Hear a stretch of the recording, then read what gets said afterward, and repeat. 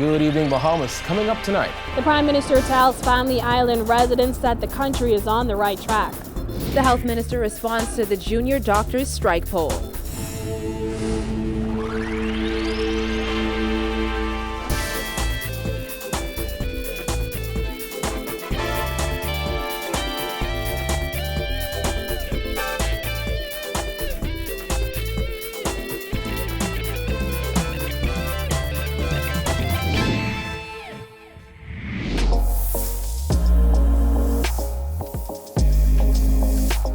Our news is brought to you by Alive. Welcome to our news and thanks for joining us. I'm Jared Higgs. Topping news tonight, a man celebrating his birthday and a mother of two were shot dead outside a home on New Hope Drive in Jones Heights early this morning. It's the third double murder in under a month. Police are now searching for a suspect in these latest killings.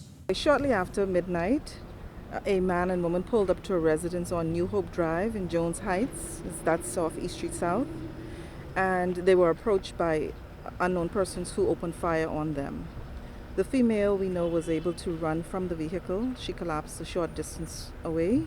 The male attempted to drive away, and he crashed into a wall. Police press liaison Superintendent Shanta Knowles says the man died on scene, while the woman was taken to hospital and pronounced dead upon arrival. She says police don't have a suspect, but they think they're looking for a single shooter. And it is sketchy. It appears to be one, but we cannot say precisely that it is one. Police officially identified the victims as 24-year-old Kavisha Richards, a mother of two, and 29-year-old James Johnson, known by friends as Yellow. They're both listed as residents of New Hope Drive. I just came from work and I went to bed. It was about like half hour later. I heard about 5 shots. And then someone came to they just shot Yellow, because that's the only thing we know him as, and his girlfriend. Neighbors say Richard started a job at Pizza Hut recently where she was eager to earn money to support her 6-year-old son and 5-year-old daughter. Johnson, an employee of Battery and Tire Specialists, is said to have been celebrating his birthday just minutes before he was gunned down. He really don't bother no one like that. Okay. As I know. Right. Just be right there fixing his cars. Right. I was afraid. I have 2 young babies in there. I have a 3-year-old and a 9-month-old. Johnson and Richards' deaths mark the 87th and 88th homicides for 2018. It also marks a third double murder and the second involving a female victim for the month of December. Back on December 3rd, 33-year-old Neil DeVoe and 30-year-old Ashley Hilton were gunned down outside Sandilands Rehabilitation Centre. With the murder count climbing by 11 in 15 days and assurances from the Prime Minister that Bahamians no longer fear crime, Superintendent Knowles is urging Bahamians to carry on as normal. So we still want the public to understand that yes, this incident occurred last night, but there is no need to be fearful. Go out, enjoy the Christmas holiday, shop, do whatever it is that makes you comfortable, but know that the police is out there on the streets with you. Police are also investigating the shooting death of a man in Grand Bahama. According to reports, officers were called to a home on Inagua Avenue where a man was discovered with a gunshot wound to the upper body. EMS personnel were called to the scene and he was later pronounced dead. His death brings the murder count for the year to 89. More than 200 junior doctors voted to strike yesterday, claiming there is an unresolved issue over their holiday pay. This comes 2 weeks after senior doctors ended their withdrawal of services and nurses voted to strike. Director of Labor, John Pinder, said the preliminary results from New Providence and Grand Bahama showed that 207 doctors voted to strike and 1 voted against it. He said there was 1 spoiled ballot.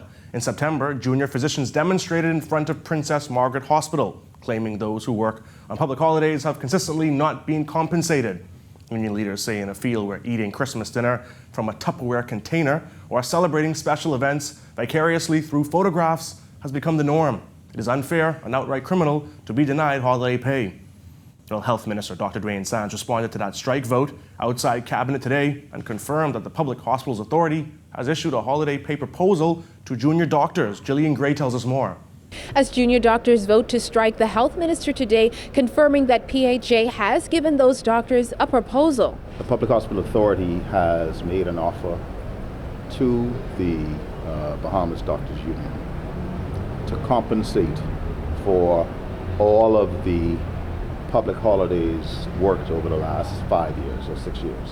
In a position paper dated December 18, 2018, an address to the health minister, the Public Hospitals Authority noted that it has been in discussions with the Bahamas Doctors Union regarding holiday pay. It continues the PHA has proposed to pay a lump sum to each junior doctor engaged by the PHA over the 47 holidays up to October 2018. The amount offered is $2,500 to $2,900 per doctor, for a total of $1,072,500 to $1,244,100. According to the PHA, the net exposure amount will be scaled down based on the hire date of each doctor to determine the actual number of the 47 holidays passed since they were employed. The PHA says it awaits the union's response to the proposal sent to junior doctors on November 14th. The offer, I believe, is a rather generous offer, but I think what we're watching is a transition of professionalism. And whether it makes us better or worse, only time will tell. This latest strike threat follows industrial action by consultant physicians who withdrew their services following a public feud with PHA. Asked if he believes doctors are being fair in their demands, Dr. Sands simply said the public is watching. He added that there is a degree of sacrifice that comes along with certain professions, and doctors should be held to a higher standard. Particularly when you add the fact that the Bahamian people have paid for the education of the overwhelming majority of these young physicians. The fact that Bahamian patients are now being asked to possibly endure the inconvenience of a strike, it means that we now need to go back and look fundamentally at what it means to be a professional. Reporting for our News, I'm Jillian Gray. Following a tumultuous year that saw the Minnis administration embroiled in several controversies, including the Oban deal, the purchase of the Grand Lucayan Hotel, a VAT hike, and the Bahamas Power and Light saga, Prime Minister Dr. Hubert Minnis insisted the country is on the right track. He addressed residents during trips through Mayaguana, Crooked Island, and Acklins. Jasmine Brown reports. We are on the road to better days. The Prime Minister's comments, which were received by shouts and applause from the audience, came as he was wrapping up his trip to those three islands on Monday evening.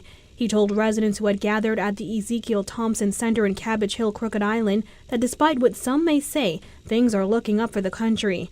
And he credited workers in the public sector for much of his administration's success. Thank all the uniform branches, all government agencies, representatives, administrators, and all those who have been working with government.